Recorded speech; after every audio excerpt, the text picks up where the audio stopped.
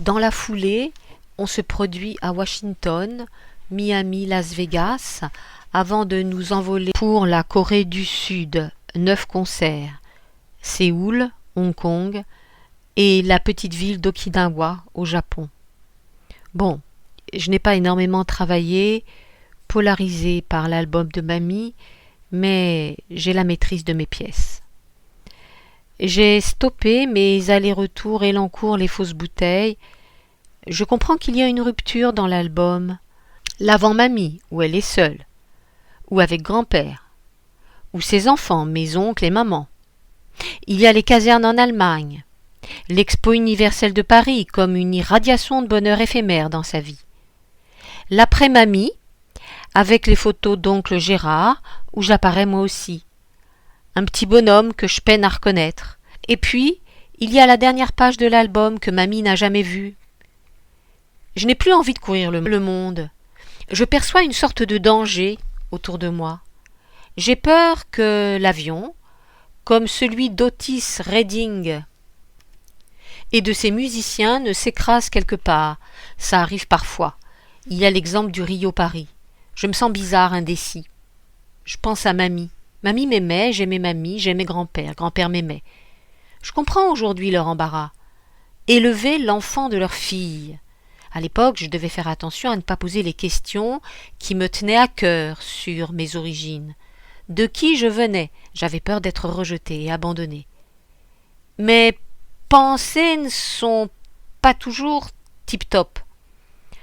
J'allume la radio avec l'espoir de changer l'atmosphère interne. J'entends des bribes de mots comme si j'étais dans un demi-sommeil. Hier, j'ai acheté Malicorne d'Hubert Reeves.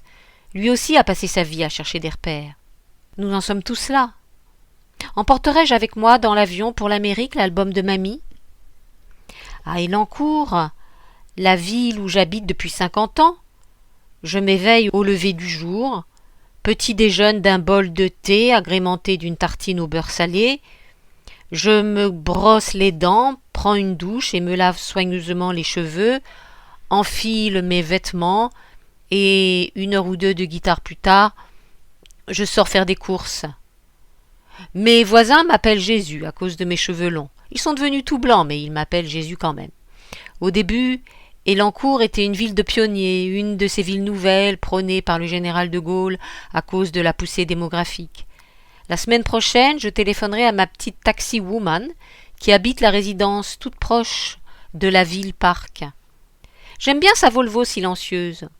Quand elle me conduit à l'aéroport, elle a toujours des appels et répond gentiment à ses clients. Je vous attendrai rue Molitor ou bien, si je suis trop courte, je vous enverrai Céline, ma collègue. À tout à l'heure, je pense. En italique, enfance, l'audition. Tout imposant dans son uniforme, je l'ai vu le fer à la main, lisser avec soin son pantalon de soldat sur la table à repasser de Mamie. Oncle Gérard est reparti pour le bled. Grand-père l'a empoigné par les épaules et ils se sont embrassés. Gagé, juste après, a embrassé Mamie. Elle avait les larmes aux yeux, en lui disant quelques mots gentils. C'est dommage qu'il ne se soit pas intéressé à ma guitare. Quand je répétais dans la chambre du fond, j'aurais voulu qu'il ouvre la porte et me regarde faire, d'autant que j'ai une audition à préparer, la première pour le conservatoire. J'avais l'impression de le gêner, il n'était pas sensible à la musique. J'ai pensé qu'il était courageux, puisqu'il était soldat, son regard était parfois terrible. J'avais l'impression qu'il cherchait à percer mes pensées, et là je baissais la tête. Non, sa marotte, c'était plutôt la mitraillette et les grenades, avec son métier de faire la guerre. Ce matin, grand-père m'accompagne à l'audition. Mamie m'a habillée d'un pantalon de velours couleur parme. C'est soi-disant un achat de maman, bon. J'aime bien sa couleur, même si j'ai peur qu'elle me fasse remarquer. Avant de partir, Mamie m'a fait signe de s'approcher d'elle. Elle a farfouillé dans son sac à main, en a ressorti un mouchoir au contour dentelé, sur lequel elle a versé une goutte d'eau de Cologne, comme le dimanche lorsque l'on va à la messe. Cela veut dire qu'elle est avec moi de tout son cœur. On monte dans la Dauphine de grand-père. Dans la voiture, alors qu'on arrive au conservatoire, je lui dis que j'ai la trouille, que j'ai envie d'aller aux toilettes. Alors il me donne un conseil. Pat, avant de commencer à jouer, récite à voix basse un Notre Père et un Je vous salue Marie. Je ne crois pas à la magie des prières, ce n'est pas Dieu qui tient le manche de ma guitare. D'ailleurs, sait-il au moins ce que c'est qu'une gamme, puisque Jean-Pierre Iglesia, mon professeur, dit que c'est Odon de Cluny qui est l'inventeur des notes, qu'il habitait Tours lui aussi. Non, là, sans vouloir décevoir grand-père, j'ai un doute, et ne pourrais compter que sur moi-même. Ce Dieu pour lequel l'abbé Hosty nous fait de la publicité le dimanche m'énerve un peu, je ne dis pas ça par méchanceté, mais quoi qu'on fasse, on ne le voit jamais. Nous sommes une trentaine d'enfants, entre 7 et 11 ans, assis les uns à côté des autres, sur des bancs. Je ne les connais pas, ou de loin, certains pleurent. On attend qu'on nous appelle, il y a une estrade avec les gens du jury. Jean-Pierre en fait partie, mais il y a avec lui 3 autres personnes.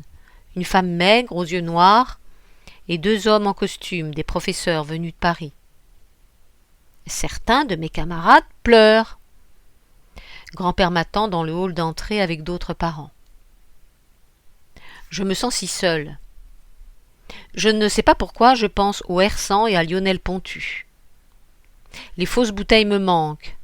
Un peu comme si je m'étais sauvée pour le pays de la musique. Mes doigts transpirent et sur les cordes de ma guitare ils vont sûrement glisser. Alors je les frotte, les essuie au mieux contre mon pantalon. J'ai peur que mes notes frisotent, comme dit Jean-Pierre. Et puis une idée me vient. Le mouchoir et la goutte d'eau de Cologne de mamie. Je le sors de ma poche et m'essuie les doigts avec. Patrick Amelot ? C'est la voix de la femme maigre. Je ne bouge pas, tétanisée de peur. Par ordre alphabétique, je suis toujours le premier qu'on appelle. Patrick Amelot ? Il est là, Patrick Amelot ? Je me lève, et ma guitare à la main me dirige en tremblant vers l'estrade, gravis les marches d'un petit escalier, et m'assieds sur un tabouret en paille. Je place ma partition sur le pupitre. Jean-Pierre me dit gentiment « C'est quand tu veux, Patrick !» Et je joue « Seben Crudele » d'Antonio Caldara.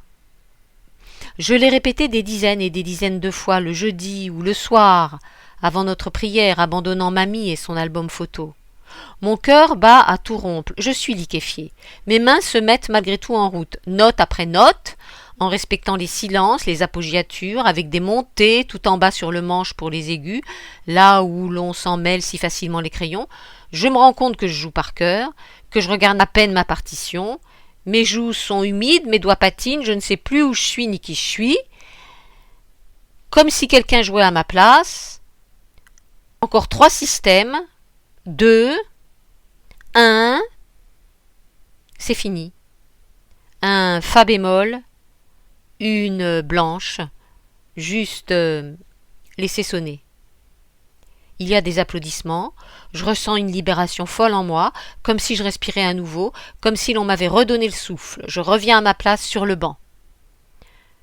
Jean Beneston, un autre enfant, cheveux frisés, les yeux clairs, la guitare à la main, un peu plus âgé que moi, gravit les marches de l'enfer. Il s'assied sur le tabouret en paille. Jean-Pierre, nous avons le même professeur, lui dit « C'est quand tu veux, Jean ». Et Jean, la bouche serrée, avec détermination, fixe sa partition. Il ne se débrouille pas très bien. Déjà, il ne tient pas correctement sa guitare. La sueur sur le front, le visage tout rouge, il réussit à peine à jouer. On n'entend pas les sons. À un moment, il s'arrête, il y a un long silence. La femme aux yeux noirs lui dit « Il y a un problème, vous ne trouvez pas ? Vous n'avez aucune expression, aucune émotion ne passe. Et il faut tendre l'oreille pour vous entendre. » Recommence tout, Jean, l'encourage notre professeur. Mais Jean se lève, salue le jury en sanglotant et la guitare à la main, redescend de l'estrade. Au suivant, Bernard Courtal.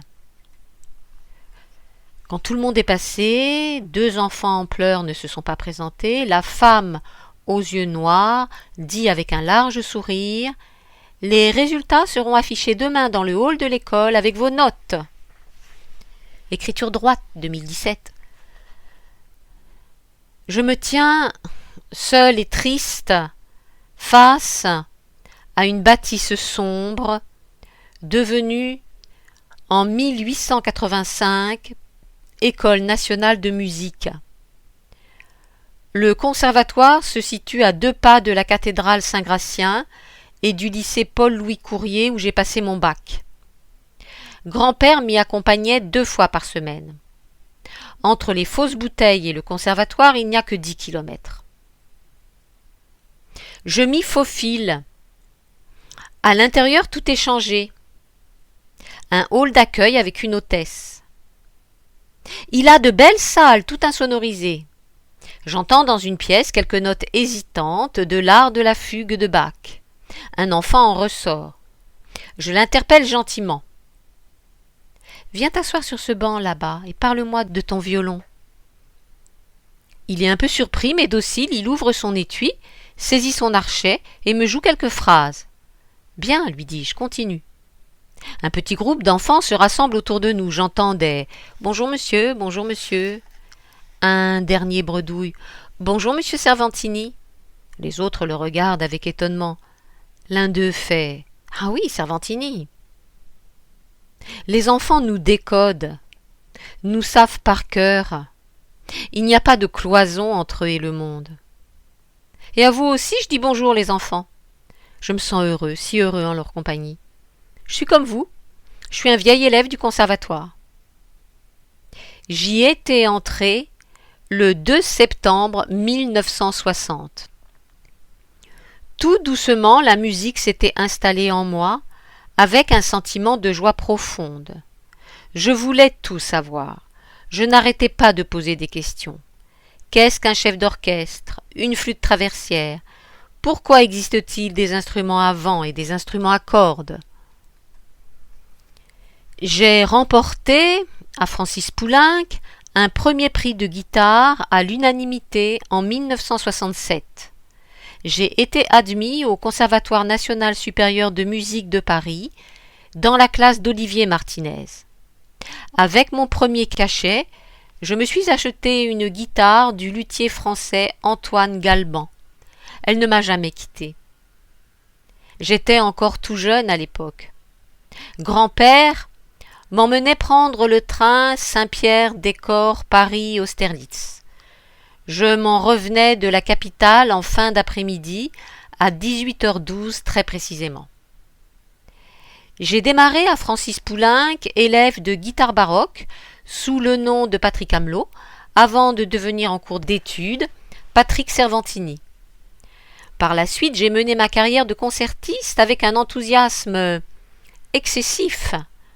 Je me suis produit sur scène, en orchestre symphonique, en guitare seule ou en musique de chambre.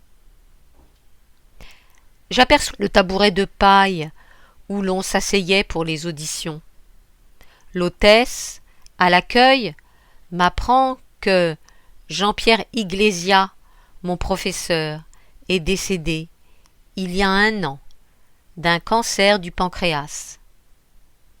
J'aimais cet homme qui m'a tellement encouragée. Me revient en mémoire ma première audition avec grand-père et la goutte d'eau de Cologne de mamie.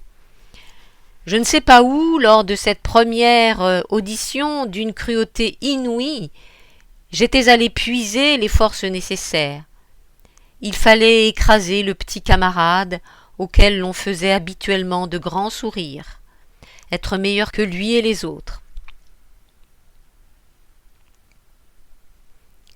J'ai disposé l'album de mamie à côté de ma plus belle récompense, une sculpture en verre de Francisco Tárrega pour le prix Bindori qui vise à promouvoir la musique occidentale au Japon. Au Suntory Hall à Tokyo, où j'ai joué à de nombreuses reprises, je me suis assis à chacun de mes passages sur le même tabouret séculaire avec une assise en paille de riz.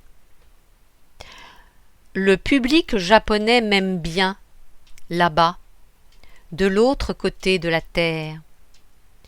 Cela vient sans doute du fait que je joue avec beaucoup de croyance, comme quelqu'un qui vivrait à l'intérieur des notes qu'il dispense. Quelquefois, le thème achevé, j'aime me lancer dans une improvisation. Je laisse aller mes doigts à leur gré. Ils se meuvent avec prestance, tels des poissons dans l'eau. Les spectateurs écoutent à ce moment avec gravité et recueillement. Nous ne faisons plus qu'un, eux et moi, en un moment de luxe éternel. Souvent, en jouant, je pense au chant des baleines, à la musique du soleil et à celle de notre univers. Et comme cela, tout d'un coup, j'ai envie de retourner aux fausses bouteilles à la maison de grand-père. Je la sens, cette maison. Elle est une petite boule toute chaude à l'intérieur de moi. Je sens sa chaleur dans mon ventre.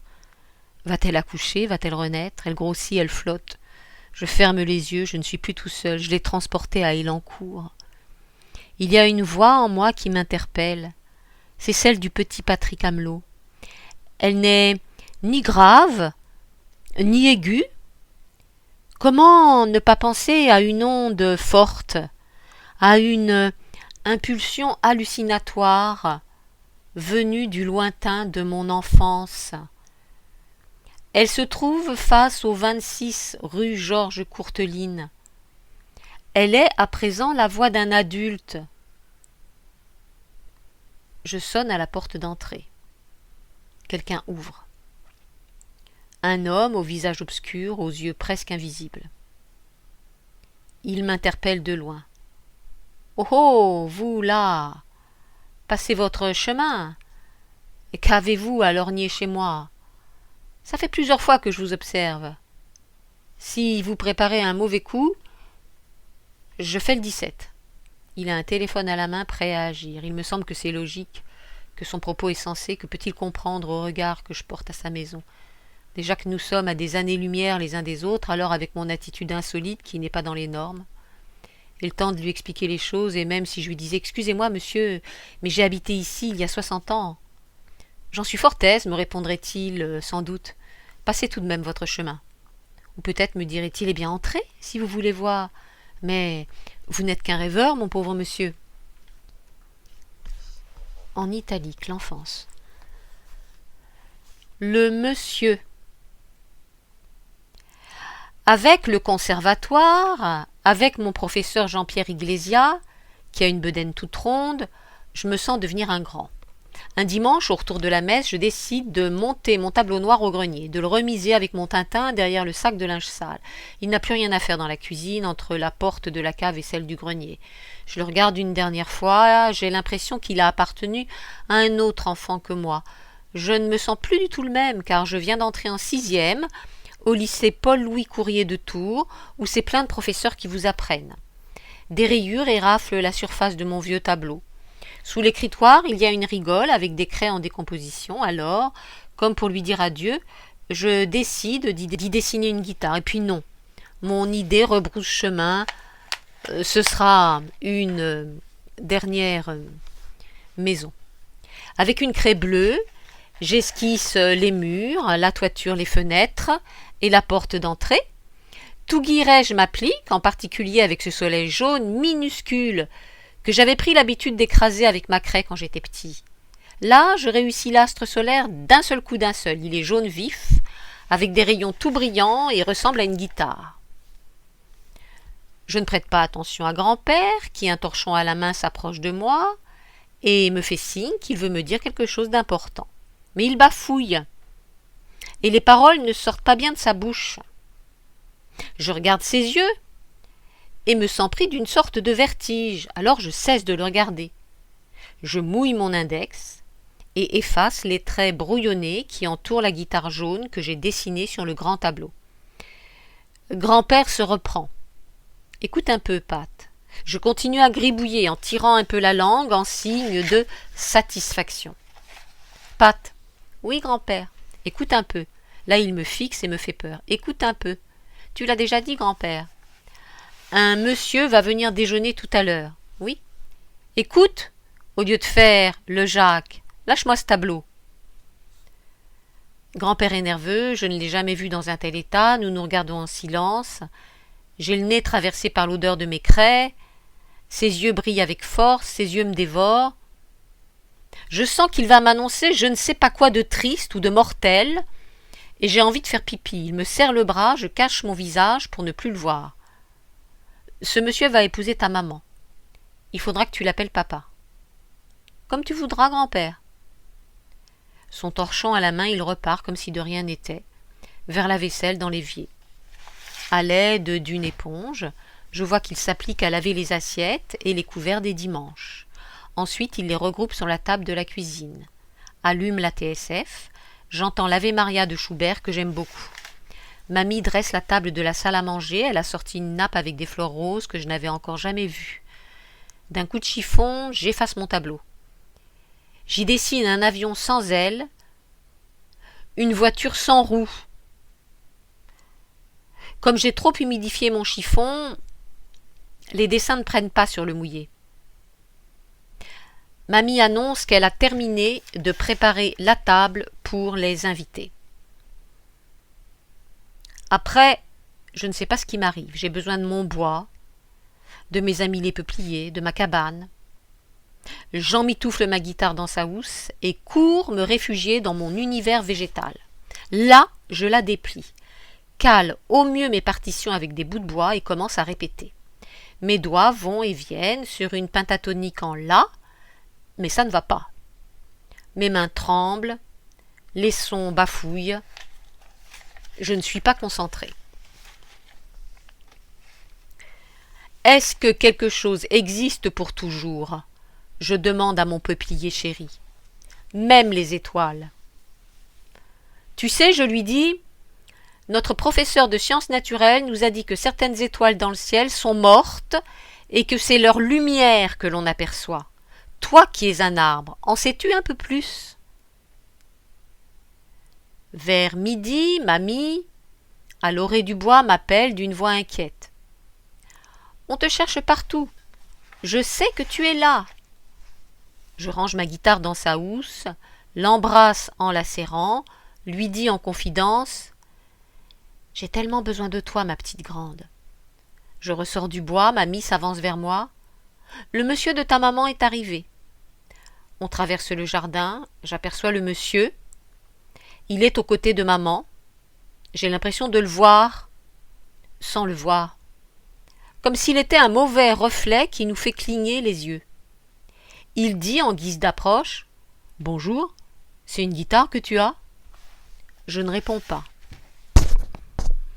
On est à quelques mètres de distance et je ne sais pas pourquoi, je pense à Madame Dupuis qui vient d'acheter une télé et nous a invités à venir voir la piste aux étoiles. Mamie dit « Tu pourrais au moins lui dire bonjour au monsieur. » Je cherche désespérément grand-père des yeux, mais il est parti arroser le jardin comme s'il s'était enfui. Comme le monsieur est à court de paroles, maman dit « Eh bien, on y va, les présentations sont faites. » Le monsieur ajoute « Oui, on a fait connaissance. » Maman et le monsieur montent dans la voiture de grand-père. Ils s'en vont au bourg acheter un gâteau. Ils se marient le mois prochain. C'est du moins ce que je comprends à travers les bribes de paroles que s'échangent grand-père et mamie.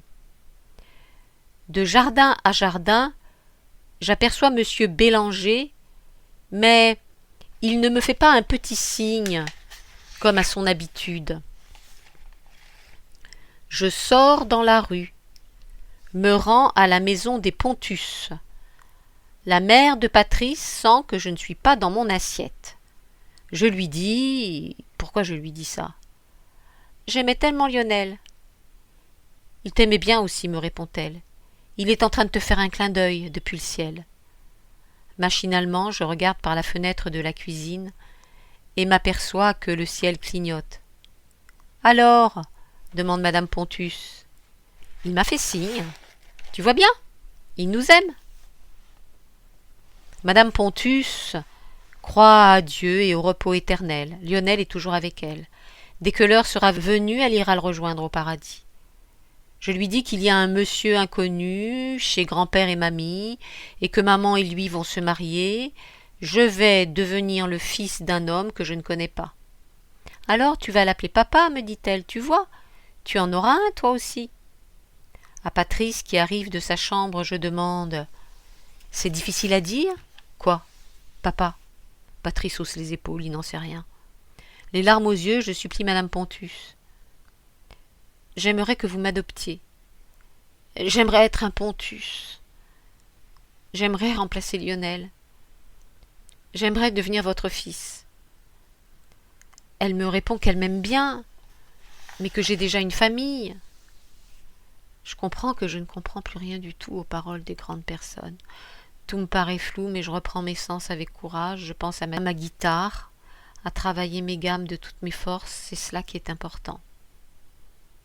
Écriture droite 2017. Avec mon ami, le violoniste David Haas, on s'est donné rendez-vous vendredi à Roissy-Charles de Gaulle. On est tous les deux en contrat dans le même ensemble philharmonique. Il habite Paris, dans le 14e. On se connaît bien. On aime de temps à autre se faire un couscous confidence entre les pauses de nos concerts. À dire vrai, on est aussi secrets l'un que l'autre, alors on devise sur les banalités de la vie, sans dire l'essentiel ou un peu. Mardi dernier, on est allé manger un couscous chez Mohamed l'Oranais à 2 pas de la porte d'Orléans. Comme d'habitude, Mohamed nous a servi avec de grands salam-alek, de la graine et des légumes, comme on n'en trouve nulle part à Paris, accompagné de portions d'agneau et de poulet, comme on n'en trouve nulle part à Paris. Je n'en ai pas soufflé mot à David, mais j'aurais aimé lui confier. Nous étions l'un et l'autre plongés dans nos pensées. Écoute un peu, je vis dans un autre temps, un temps où j'avais un grand-père et une grand-mère, jusqu'au jour où un déclic a fait que je suis devenu apprenti musicien.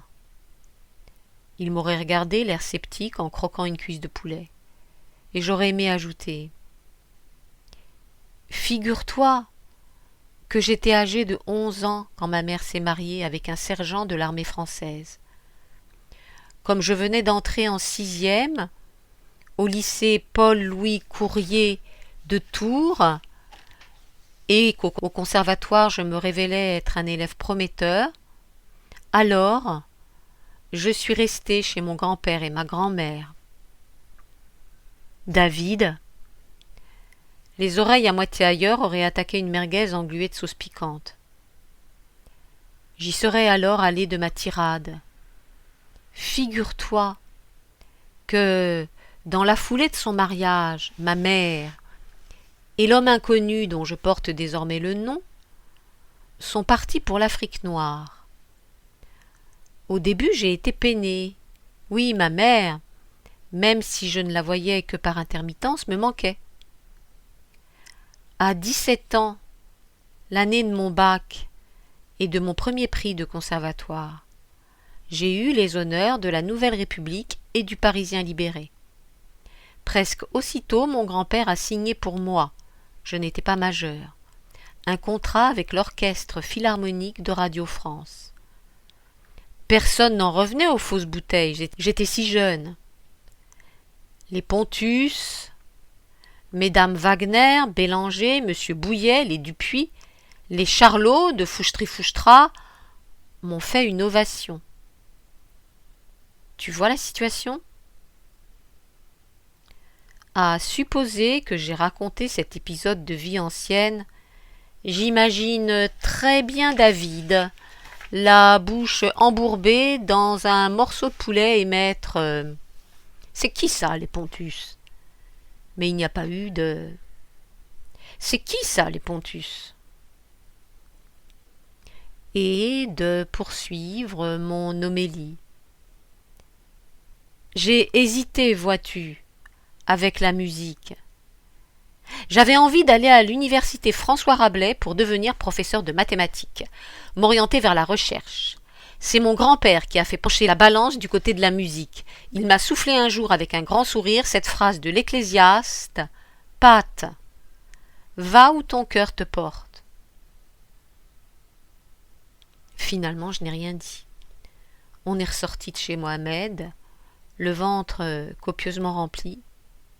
C'est vrai qu'il est bon, son couscous. De retour à Élancourt, par la 13, depuis la porte d'Auteuil, il faut dans les 30 minutes quand la circulation est fluide.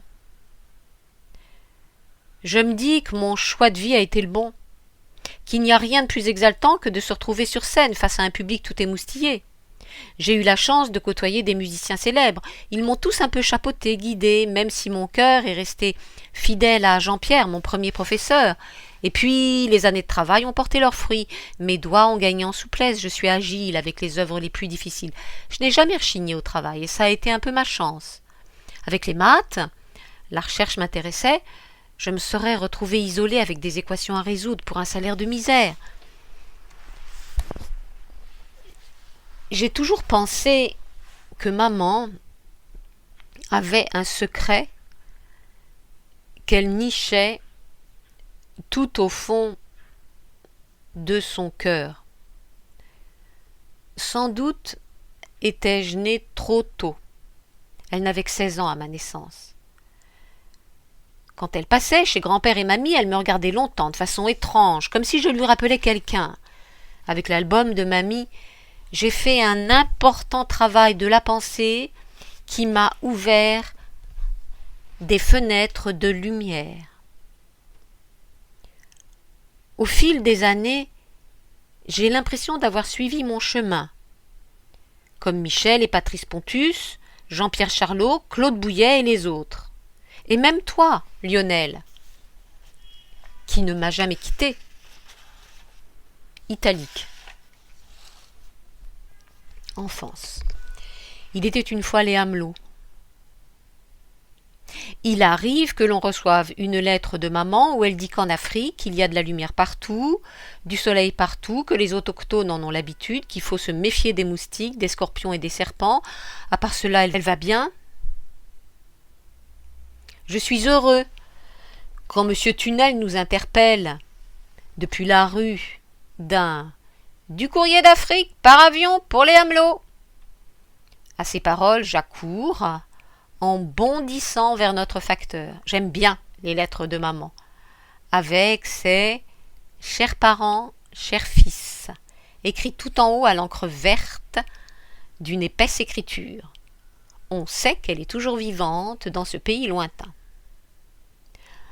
Maman ne parle jamais de son sergent. Je me demande s'il existe toujours.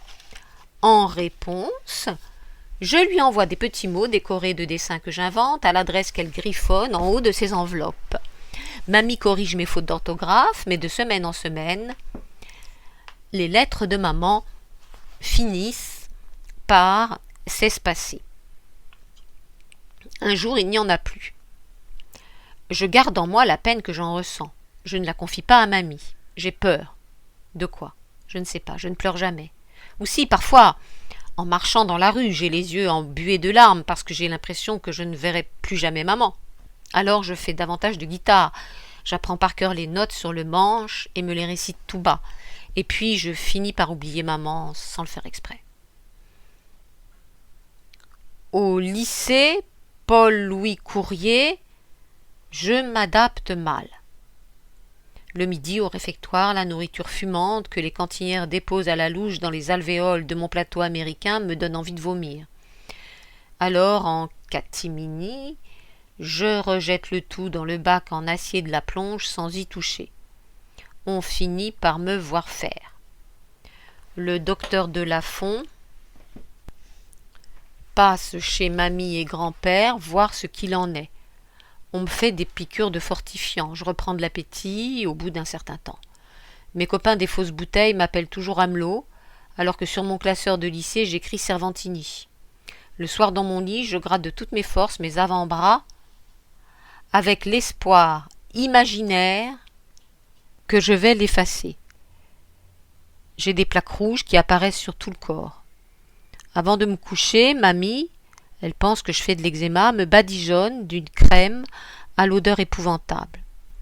De toutes mes forces, je fais des efforts pour ne plus penser à cette histoire de changement de nom. Patrice m'a bien aidé.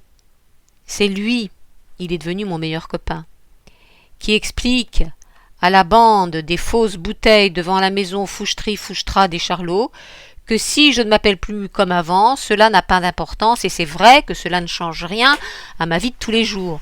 Patrice est vraiment convaincant vis-à-vis de nos copains. Ils écoutent en silence, il explique que sa mère, avant de se marier avec son père, ne s'appelait pas forcément Pontus.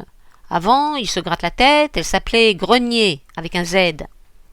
En revanche, un qui aime par-dessus tout mon nouveau nom, c'est Jean-Pierre Iglesias, mon professeur de guitare. À la fin d'un cours, il m'a confié à l'oreille « Toi, Patrick, avec ton patronyme d'enfer, si tu m'écoutes et si tu bosses à fond les manettes, je vais te faire devenir le grand guitariste Patrick Cervantini. » J'aime Jean-Pierre. J'écoute et je fais tout ce qu'il me dit. Au conservatoire, à l'audition de fin d'année, je suis souvent le premier d'un groupe de 17 élèves. C'est moins évident avec le lycée. Les classes, je les passe au ras des pâquerettes. Grand-père et mamie souffrent de la disparition de maman. Mamie est allée voir l'abbé Hosty au presbytère. Il lui a dit que chaque événement a une signification profonde et qu'un jour elle en comprendra le sens. C'est ce que je l'ai entendu murmurer une après-midi de sieste à l'oreille de grand-père. Aujourd'hui, grand-père est devenu Dédé. Je m'habitue à ce petit nom tout nouveau. Mamie ne s'intéresse plus à son album. En semaine, elle monte à l'église pour aller prier. Un jour, mes grands-parents cessent de parler de maman.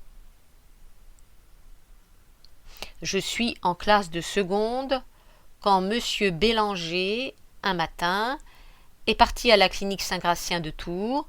Une ambulance est venue le chercher. Grand-père est allé discuter avec lui au bord de la route alors qu'il était allongé sur un brancard. Après, 2 infirmiers ont enfilé le brancard dans l'ambulance. 3 jours plus tard, Madame Bélanger est venue nous annoncer la mort de son mari d'un cancer du foie fulgurant. Mamie l'a fait asseoir, lui a servi un petit remontant, et puis grand-père y est allé d'une homélie savante. Il a dit « Étienne cultivait les plus belles salades des fausses bouteilles, avait le plus beau potager, vous mangiez les meilleurs légumes, Sylvette, de belles cerises et de belles poires, des abricots, oh là là, et il a tout de même attrapé cette maladie mortelle, c'est à n'y rien comprendre. » Il y a eu un blanc. Sylvette, abattue, pleurait à chaudes larmes. Maman est allée lui chercher un mouchoir. Sylvette a entouré son visage avec le mouchoir. Sans un mot, elle s'est levée. Sans un mot, elle est repartie vers sa maison. Écriture droite 2017. J'ai envie de m'arrêter là. Je n'ai jamais autant parlé de mon enfance, même en confidence supposée à David Haas, mon compère, violoniste. Tout ce que je sais, c'est que j'ai joué toute ma vie de la guitare avec bonheur. Avec l'album de mamie, j'ai rassemblé des morceaux de vie des fausses bouteilles comme des petits bouts de papier déchirés. Ils étaient en moi depuis l'enfance, j'ai fait en sorte de les recoller au mieux. Avec grand-père et mamie, je suis allée longtemps à la messe. L'épopée de ce trublion de Jésus-Christ m'étonnait toujours un peu. sa foi en particulier, dont il m'est arrivé souvent de prendre l'exemple. L'abbé Hosty croyait dur comme fer à son phénomène de Jésus, comme aux évangiles et à tout le Saint-Frusquin. Et il n'avait pas complètement tort, il faut bien croire à quelque chose, n'est-ce pas? Aujourd'hui, l'abbé Hosty est mort, et c'est l'abbé Jean-Pierre qui a en charge la communauté chrétienne de Montlouis. Si le monde invisible dont parlait Hosty existe, j'espère qu'il a pu rejoindre au ciel son idole Jésus-Christ, tout du moins son esprit, si celui-ci n'est pas entré tout bêtement dans le néant absolu, qu'il sait. Si la plupart des coffrets humains, transporteurs d'âmes, vont encore pourrir dans les cimetières, les temps ont changé. On brûle davantage les corps et on en disperse ensuite les cendres, ou on conserve les volutes de son disparu aimé dans un coin de sa maison, c'est selon, à chacun son âme. Avec la musique, un sentiment de joie profonde a accompagné mes années. J'étais heureux de l'ambiance à Francis Poulenc dans mon enfance. D'y entendre, outre la guitare, les notes parfois approximatives du piano ou du violoncelle, que j'aime beaucoup, et le chant lyrique. Je me sentais dans ma maison au conservatoire, en un lieu protégé où l'on ne viendrait pas vous faire du mal. Au fil des années, avec la disparition de maman, mes vêtements de tristesse ont fini par se dissoudre. La joie s'est installée en moi. Ce retour à Montlouis, par le biais de l'album de ma grand-mère Marie-Louise, a fait se ranger les tourments, comme ces maladies incurables que l'on met en sommeil. Quant à mes mésaventures identitaires avec le nom italien que je porte, elles me semblent domestiquées. Oh, il m'a fallu longtemps pour avoir de l'estime de moi. Longtemps. Je suis resté imperméable à la reconnaissance musicale. Je n'y prêtais guère attention, même si je savais que les gens aimaient venir m'entendre. Nous sommes dimanche. Je viens d'aller à la messe de Montlouis de 10h30.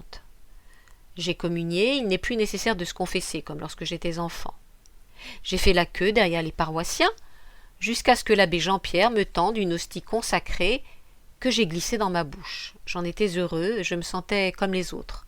Je suis allé m'asseoir, la messe terminée, et l'église désertée, à l'endroit même où je venais avec mes grands-parents. Croyez-le si vous le voulez, j'ai prié ou médité. Sur ma vie, dans sa dernière ligne droite, ai-je besoin de foi, sans doute? Ai-je peur de la mort, sans doute aussi?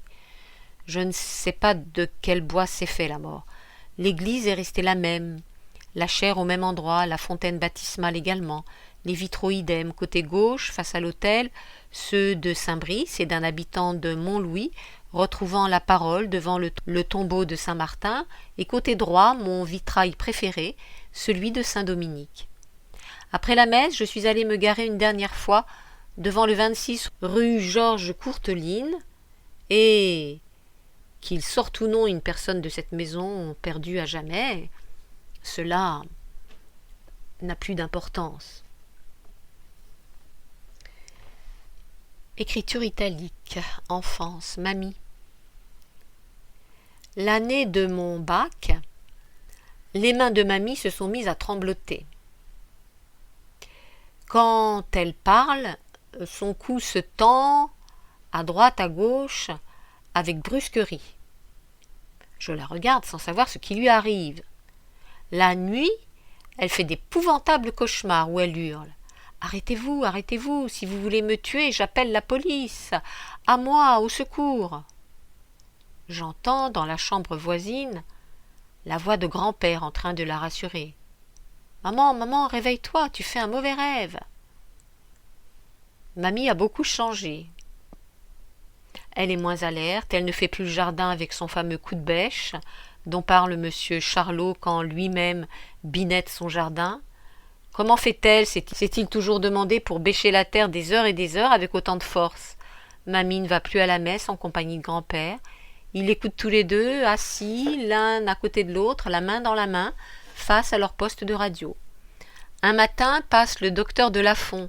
Il ausculte mamie longtemps et dit, le visage grave, qu'il faut envisager des examens complémentaires. L'abbé Hosty, une après-midi, se présente à la maison pour avoir des nouvelles. À l'église, les prie-dieu de grand-père et mamie sont vides. L'abbé dit à grand-père « C'est monsieur Vertadier, le pharmacien, qui vous remplace à la quête. Mais il ramène moins de sous que vous, monsieur Amelot. » Mamie est de plus en plus fatiguée. Elle a de la peine à s'exprimer. Les paroles sortent de sa bouche au petit bonheur, avant que tout ne s'arrête et qu'elle demeure cloîtrée dans le silence. Je m'inquiète de son état. J'ai du mal à me concentrer dans mes révisions pour le bac. L'abbé Hosty est un homme bon et dévoué. On aimerait que tous les hommes de la terre aient ses qualités. Il comprend la situation de mamie. Il dit « Eh bien, je vous attends pour Noël, madame Amelot. Autour de l'autel de la Vierge Marie, j'ai commencé d'installer une crèche avec 10 mètres carrés de papier craft, de la mousse séchée, des bergers, des oies, des brebis, des bœufs. J'attends les rois mages que le diocèse m'a commandés et bien sûr mon petit Jésus. Je le déposerai le 24 à minuit, avec sa maman et son papa. J'ai consommé 10 rouleaux de scotch. Ah, il me coûte le Fils de Dieu. » Je me suis toujours demandé qui, dans cette paroisse, pouvait aimer autant Jésus que l'abbé Hosty. Il regagne son presbytère. Il est heureux de s'être promené jusqu'aux fausses bouteilles. Ce n'est pas dans ses habitudes, mais la marche lui fait du bien, elle fait circuler le sang. Il devrait en faire plus. Hélas, on ne peut pas tout faire. Grand-père pousse un petit soupir de soulagement. Le passage de l'abbé Hosty a fait du bien à l'atmosphère de la maison. Je comprends qu'il aime ses oies et grand-père et mamie. Le docteur de Lafont repasse, quelques jours plus tard. Avec le résultat des examens, mamie est atteinte de la maladie de Parkinson. Elle apprend la nouvelle sans broncher, comme si elle n'avait pas entendu, comme si elle n'était pas concernée, comme si, c'est moi qui peut-être transforme les choses, elle en était presque heureuse. J'entends grand-père et le docteur de Lafont deviser dans la cour de longues minutes. Grand-père donne des coups de pied nerveux dans le cerisier. Il va y avoir tellement de choses à penser. Une contorsion sur le visage, il demande au docteur de Lafont. « Combien ?» « Cela dépend des personnes, » répond notre médecin.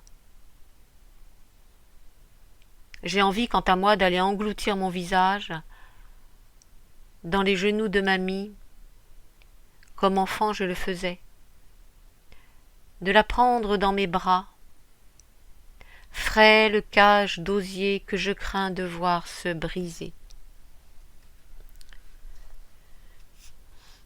Je la vois, mamie la secrète, la tête penchée de longues minutes sur son album. Je l'ai toujours ressentie, bien au-delà des photos, dans une sorte de recueillement, où elle côtoyait un monde qu'elle avait perdu, son papa et son cheval Bijou, Bijou l'adorait, et même sa maman, une femme rugueuse, qui avait à son égard la torgnole facile pour la dresser. J'ai 17 ans, et je suis déjà grand. En bordure de la route, il y a mon tamari. Lui aussi a grandi, il est haut et fort, un peu penché. Je reste longtemps à le regarder, à sentir son humidité. Et puis je me glisse sous ses feuilles roses, comme quand j'étais petit. Je m'en frotte le visage, je respire avec lui, je le respire, nous respirons ensemble. J'ai l'impression qu'il est mon ami, que tous les deux nous nous aimons, que nous avons grandi ensemble. Je lui dis, toi le végétal, tu appartiens à l'ordre supérieur des choses, comme moi. Nous sommes kiff-kiff. J'ai du sang, tu as de la sève, tu as des branches, j'ai des bras. De ta naissance à ta mort, tu vis au même endroit, tandis que je suis animé de mouvements organisés. Tu es confronté au soleil, au vent, au froid de l'hiver directement, tu pousses, les saisons passent et tu attends la mort.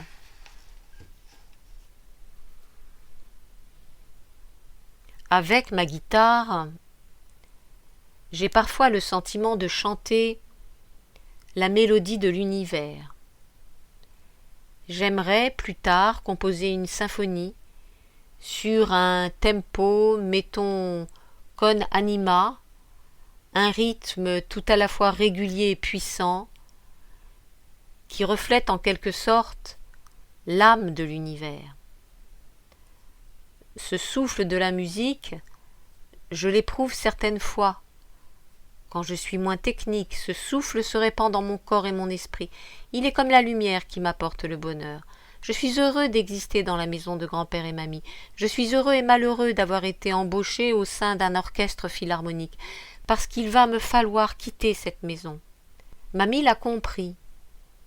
Même si elle ne l'exprime pas, je sais qu'elle est fière de moi. Pendant 2-3 jours, j'erre à travers les rues de Tours. Je monte et remonte la rue Bernard Palissy dans un état second. Rien ne peut secouer ma torpeur. Au conservatoire, Jean-Pierre Iglesias me félicite, en m'entourant de ses bras, à m'étouffer pour l'orchestre philharmonique. « Tu vas devenir un grand musicien, Patrick !» 5 minutes plus tard, il m'enguirlande. « Patrick, comment tu joues? Sont passés tes doigts !» Je n'ai pas envie de lui parler de la santé de ma grand-mère. La mort. J'ose le mot, la mort. Je la sais déjà, avec Lionel et Monsieur Bélanger. Écriture droite 2017. Quand je pense à cette époque, c'est comme s'il y avait un avant et un après. Avant, j'étais un enfant, je ne savais rien de la vie, je n'avais aucune idée du monde des grandes personnes. Après, je suis devenue à mon tour une grande personne et je me suis mis à parcourir la planète pour exercer mon métier de musicien. Avec mes récents allers-retours à Montlouis, j'ai essayé de me souvenir du temps de mon enfance, de le faire ressusciter, comme dans un rêve qui me serre le cœur. Je me suis amusée tout petit dans le joli jardin tout empesé des fleurs de ma grand-mère et dans le potager de mon grand-père. J'ai habité un quartier de l'après-guerre avec de jolis noms enfouis tout au fond de mon cœur. Je suis allée à l'école de garçons où j'étais heureux de mon travail d'écolier. Parmi les arbres, j'ai aimé plus particulièrement un peuplier et un tamari. Je m'étais construit une cabane dans le bois de grand-père où je rêvassais, en regardant vivre les fourmis et les papillons éphémères. C'était très beau et très doux. La dernière photo de l'album, je ne l'avais jamais vue. Elle est datée du 17 juin 1981. À l'encre bleue, oncle Gérard a ajouté sous la date P et Ma. Elle est la seule à être en couleur à la différence des autres en noir et blanc. Je remarque qu'assis aux côtés de Mamie en fauteuil roulant, je m'obstine à placer une cerise dans sa bouche close, comme si mon geste d'amour et de misère allait lui rendre l'appétit et la fortifier. Je n'avais pas vu à l'époque oncle Gérard nous prendre en photo tous les deux. Je referme l'album et le glisse dans un tiroir. Le 21 juin, note 4 jours après, 1981, j'ai appris la nouvelle de la mort de Mamie alors que j'étais en concert au Japon. J'avais 33 ans. Ma grand-mère avait longtemps résisté à la maladie. La photo d'oncle Gérard avait été prise à un moment où, entre deux tournées, j'étais passé voir où en était son état de santé. Un taxi m'attend en bas de l'immeuble et je descends. La taxiwoman a un petit sourire. Comment ça va, monsieur Servantini? Au mieux qu'il soit. Où allez-vous jouer cette fois-ci? On m'a à Boston. Alors Roissy? Roissy. Fin du roman. Remerciements. Merci à mon ami IE, Joy, qui m'a accompagné tout au long de l'écriture de ce livre. Merci également à Christian Bobin, à qui j'ai emprunté pour son titre une phrase de l'un de ses 6 merveilleux ouvrages, Un bruit de balançoire. Patrick Ottaviani est né en Touraine. Il écrit pour le théâtre et a publié plusieurs romans.